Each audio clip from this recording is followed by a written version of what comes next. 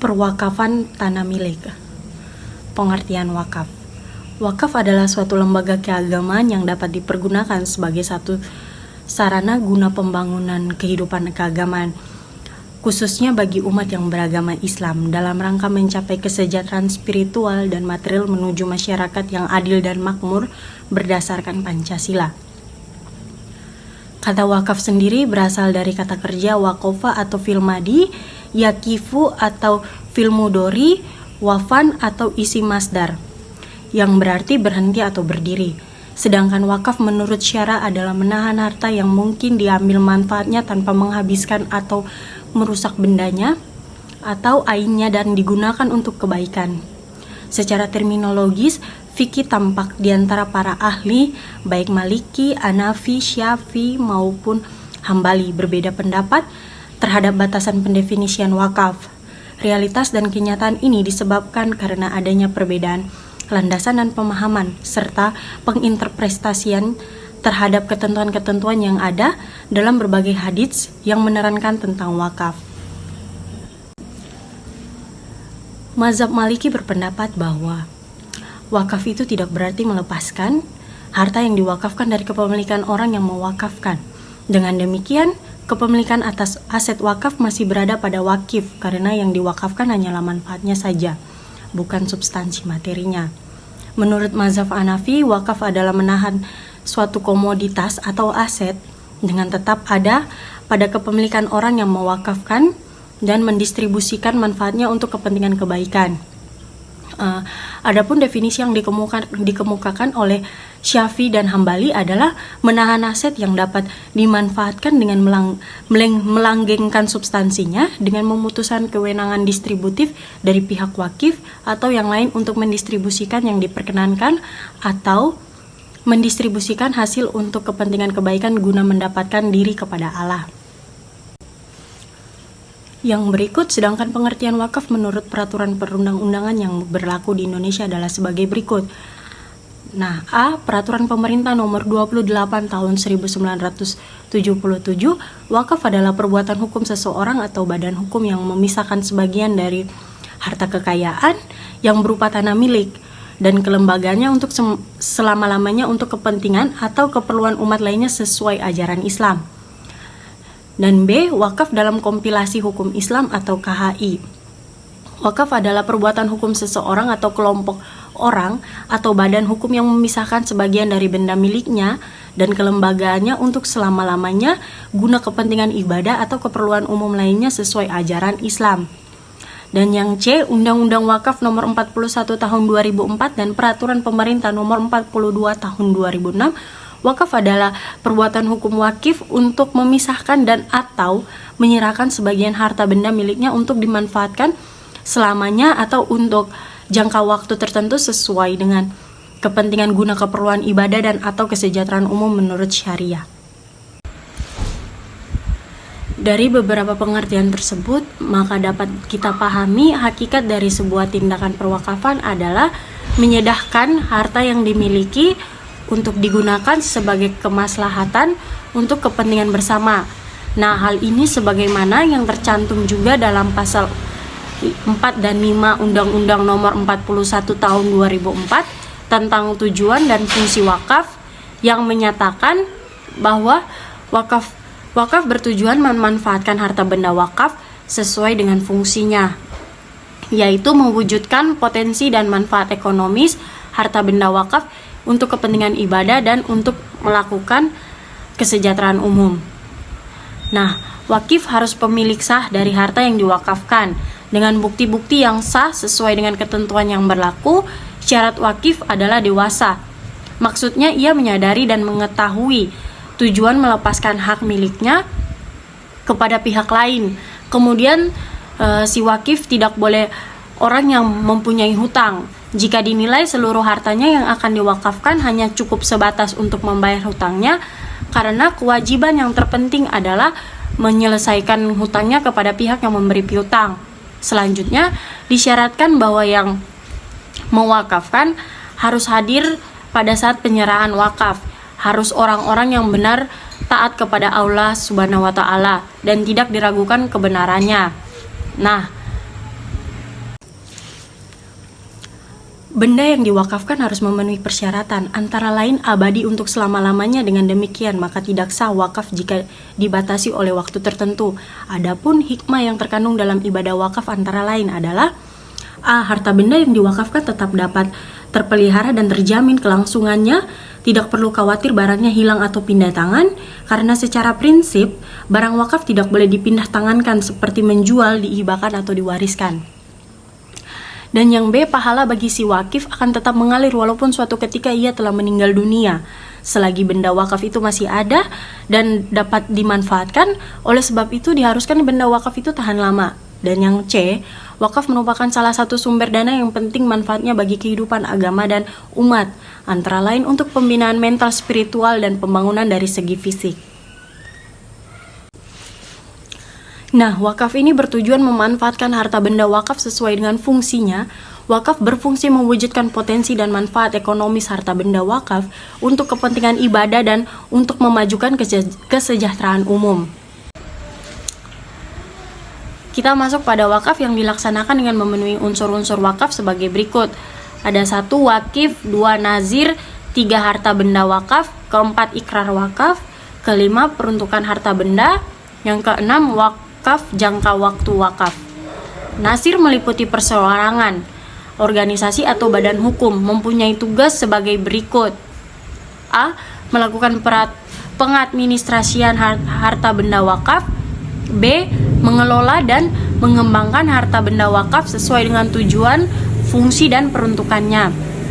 Dan yang C. Mengawasi dan melindungi harta benda wakaf. Dan D. Melaporkan pelaksanaan tugas kepada Badan Wakaf Indonesia. Harta benda wakaf terdiri dari benda tidak bergerak dan benda bergerak. Nah, benda tidak bergerak sebagaimana dimaksud di atas meliputi: A. Hak atas tanah sesuai dengan ketentuan peraturan perundang-undangan yang berlaku baik yang sudah maupun yang belum terdaftar. Dan yang B. Bangunan atau bagian bangunan yang berdiri di atas tanah sebagaimana yang dimaksud pada huruf A. Dan yang C. Tanaman dan benda lain yang berkaitan dengan tanah. D. Hak milik atas satuan rumah susun sesuai dengan ketentuan peraturan perundang-undangan yang berlaku. Dan E. Benda tidak bergerak lain sesuai dengan ketentuan syariah dan peraturan perundang-undangan yang berlaku.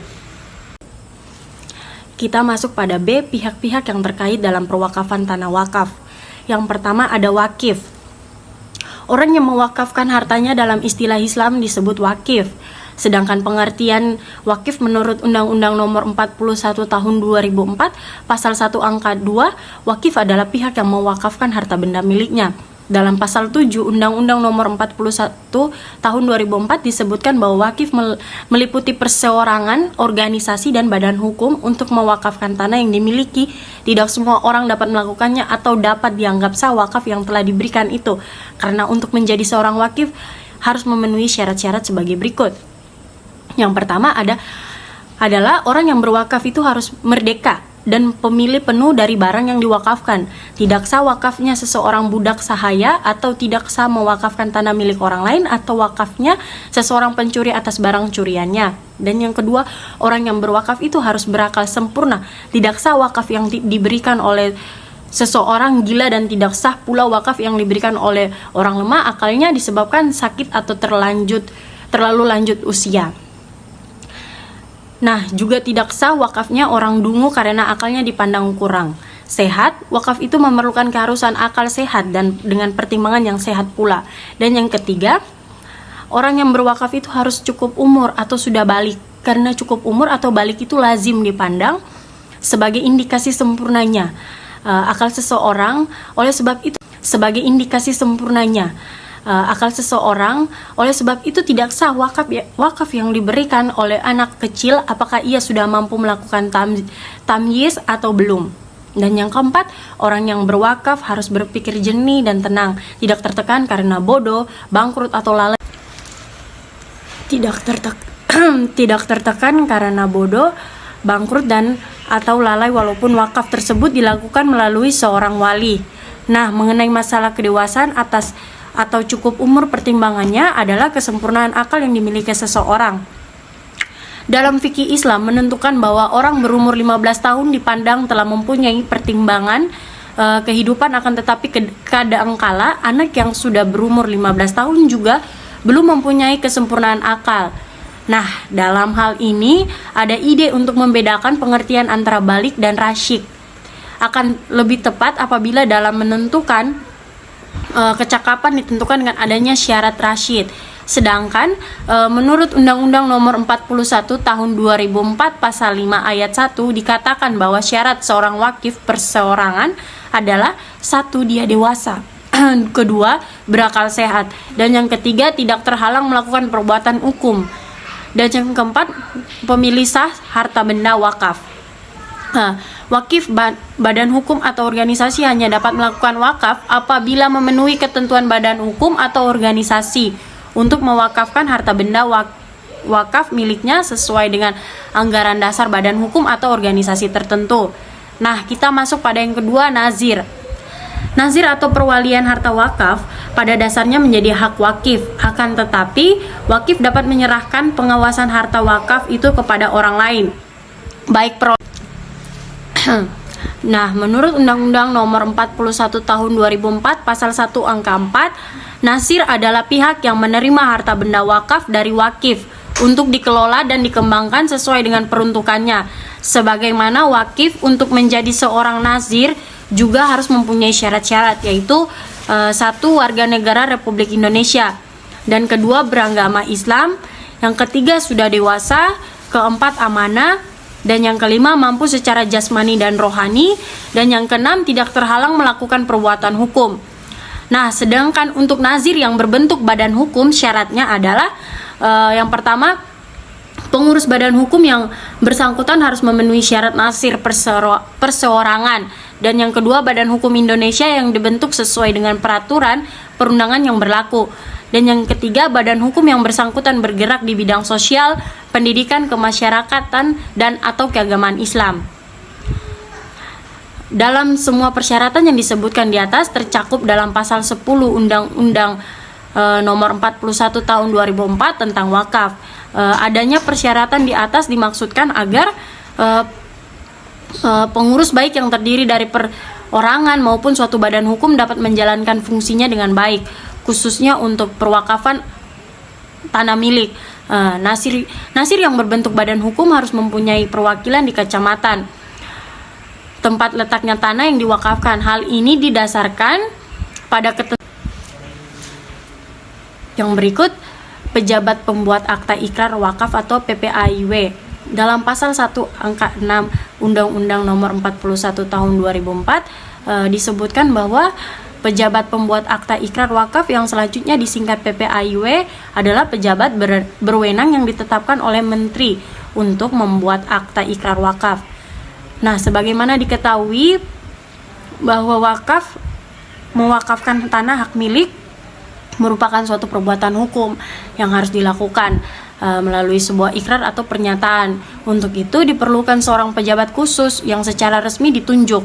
Dalam Peraturan Pemerintah Nomor 28 Tahun 1977 Pasal 5 Ayat 1 disebutkan bahwa pihak yang mewakafkan tanahnya harus mengikrarkan kehendaknya secara tegas dan jelas kepada nazir di hadapan PPAIW, sebagaimana pasal 9 ayat 2 yang kemudian menuangkannya dalam bentuk akta ikrar wakaf dengan disaksikan oleh sekurang-kurangnya 2 orang saksi.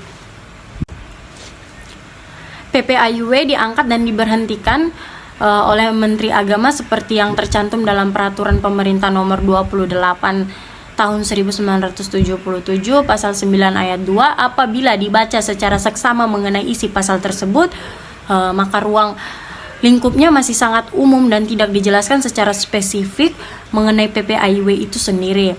Penegasan mengenai hal itu lebih lanjut, Menteri Agama mengaturnya dalam Peraturan Menteri Agama Nomor 1 Tahun 1978 yang secara resmi dan tegas ada dalam 3 pasal, yaitu pasal 5 sampai dengan pasal 7.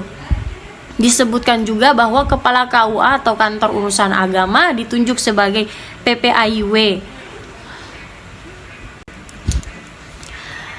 Administrasi perwakafan diselenggarakan oleh KUA kecamatan, dan dalam hal suatu kecamatan tidak ada KUA-nya, maka Kepala Kanwil Departemen Agama menunjuk Kepala KUA terdekat sebagai PPAIW di kecamatan tersebut. Nah, dalam pasal 6 Peraturan Menteri Agama itu menyebutkan bahwa PPAIW wajib menyelenggarakan daftar akta ikrar wakaf, dan berdasarkan ketentuan pasal 19 Undang-Undang Nomor 41 Tahun 2004 untuk mendapatkan melaksanakan ikrar wakaf, wakif ataupun kuasanya harus menyerahkan surat dan atau tanda bukti kepemilikan atas harta benda yang diwakafkan kepada PPAIW. Nah, hal ini dimaksudkan agar diperoleh kepastian keberadaan harta benda wakaf dan keberadaannya adanya hak wakif atas harta benda wakaf dimaksudkan. PPAIW atas nama Nazir mendaftarkan harta benda wakaf kepada instansi yang berwenang paling lambat 7 hari kerja sejak akta ikrar ditandatangani, dengan melampirkan salinan akta ikrar wakaf beserta surat-surat dan atau bukti-bukti kepemilikan dan dokumen terkait lainnya. Instansi yang berwenang di bidang wakaf tanah dalam hal ini adalah Badan Pertanahan Nasional akan menerbitkan bukti pendaftaran harta benda wakaf, dan bukti pendaftaran tersebut akan disampaikan oleh PPAIW kepada Nazir. Kita masuk yang berikut, yaitu C. Dasar hukum pendaftaran tanah dan tanah wakaf. Kebutuhan akan tanah semakin meningkat sejalan dengan bertambahnya jumlah penduduk, jumlah badan usaha, dan meningkatnya kebutuhan lain yang berkaitan dengan tanah. Nah, tanah tidak saja sebagai tempat bermukim, tempat untuk bertani, tetapi juga dapat dipakai sebagai jaminan mendapatkan pinjaman bank untuk keperluan jual beli dan sewa menyewa. Begitu pentingnya kegunaan tanah bagi orang atau badan hukum menuntut adanya jaminan kepastian hukum atas tanah tersebut.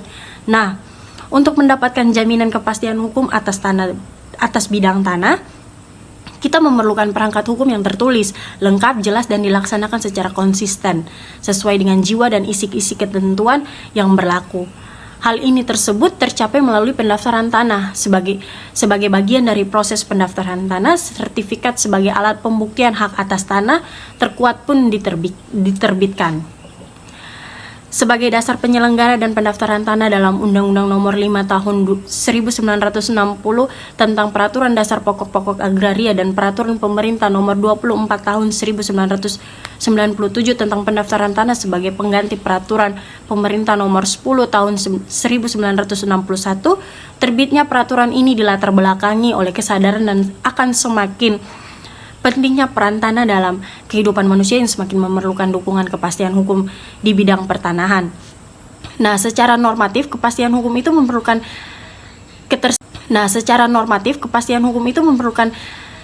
ketersediaan perangkat perundang-undangan yang secara operasional mampu mendukung pelaksanaannya. Dengan keluarnya Undang-Undang Pokok Agraria, maka dualisme hak-hak atas tanah dihapuskan. Dan dalam memori penjelasan dari UU PA dinyatakan bahwa untuk pendaftaran tanah sebagaimana dimaksud pasal 19 UU PA yang ditunjukkan kepada pemerintah agar melaksanakan pendaftaran tanah di seluruh wilayah Indonesia yang bertujuan untuk menjamin kepastian hukum yang bersifat rekadaster untuk menuju ke arah pemberian kepastian hak atas tanah yang telah diatur dalam pasal 19 UU PA yang menyebutkan 1.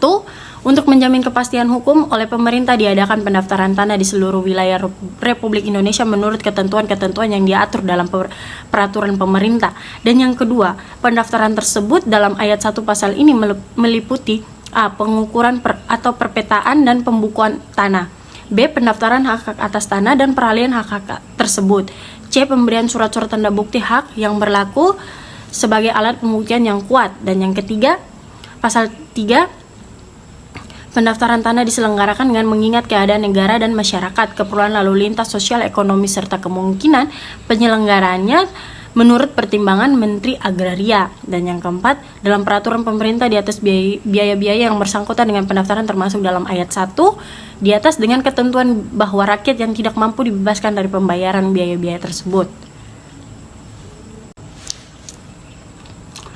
Pasal 23 UU PA ayat 1 menyatakan bahwa hak milik, demikian pula setiap peralihan, hapusnya, dan pembebanannya dengan hak-hak lain harus didaftarkan menurut ketentuan-ketentuan yang dimaksud dalam pasal 19. Ayat kedua, pendaftaran termasuk dalam ayat 2 merupakan alat pembuktian yang kuat mengenai hapusnya hak milik serta sahnya peralihan dan pembebanan hak tersebut.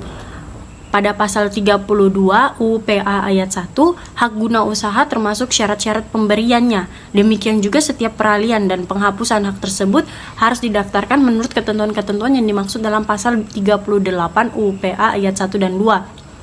Nah, pada pasal 38 UU PA ayat 1, hak guna bangunan termasuk syarat-syarat pemberian. Demikian juga setiap peralihan dan hapusnya hak tersebut harus didaftarkan menurut ketentuan-ketentuan yang dimaksud dalam pasal 19.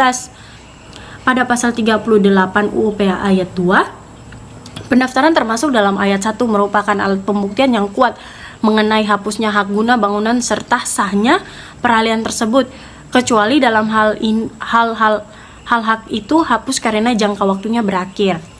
Nah, dari ketentuan pasal-pasal di atas dapat disimpulkan bahwa pendaftaran yang dilakukan oleh pemegang hak milik, hak guna usaha, hak guna bangunan adalah merupakan alat pembuktian yang kuat serta untuk sahnya setiap peralihan, pembebanan dan hapusnya hak-hak tersebut.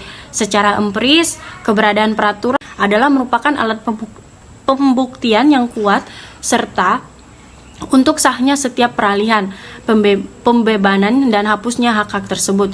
Secara empiris, keberadaan peraturan perundang-undangan itu perlu dilaksanakan secara konsisten dan konsekuen oleh sumber daya manusia pendukungnya, sebagaimana telah diatur dalam pasal 1 Peraturan Pemerintah Nomor 24 Tahun 1997 tentang pendaftaran tanah, yaitu pendaftaran tanah adalah rangkaian kegiatan yang dilakukan oleh pemerintah secara terus-menerus, berkesinambungan dan teratur, meliputi pengumpulan, pengelolaan, dan pembukuan dan penyajian, serta pemeliharaan data fisik dan data yuridis dalam bentuk peta dan daftar. Nah, mengenai bidang-bidang tanah dan satuan-satuan rumah susun, termasuk pemberian surat tanda bukti haknya bagi bidang-bidang tanah yang sudah ada haknya dan hak milik atas satuan rumah susun, serta hak-hak tertentu yang membebani. Diselenggarakan secara teliti dan cermat sehingga dapat memberikan kepastian hukum. Terjangkau berarti biaya tidak memberatkan golongan ekonomi lemah. Mutakhir berarti data pendaftaran tanah harus dipelihara dan terbuka bagi masyarakat untuk memperoleh keterangan tentang data yang benar setiap saat. Nah, berdasarkan peraturan pemerintah nomor 24 tahun 1997 pasal 9 tentang pendaftaran tanah, objek pendaftaran tanah meliputi A. Bidang-bidang tanah yang mempunyai dengan hak milik, hak guna usaha, hak guna bangunan, dan hak pakai. Dan yang B, tanah hak pengelolaan, C, tanah wakaf, dan D, hak milik atas satuan rumah susun, E, hak tanah tanggungan, dan F, tanah negara. Nah, berdasarkan peraturan pemerintah nomor 24 tahun 1997 pasal 9 ini tentang pendaftaran tanah, pada poin C, tanah wakaf merupakan tanah yang wajib untuk didaftarkan.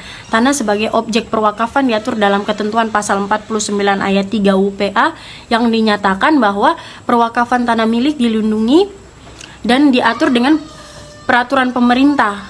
Dari ketentuan pasal 49 ayat 3 UPA, maka dapat diketahui bahwa untuk melindungi perwakafan tanah yang kita miliki yang selama ini telah berlangsung, diperlukan adanya suatu peraturan perwakafan tanah milik sesuai dengan kebutuhan terhadap perkembangan dan perlindungan hukum.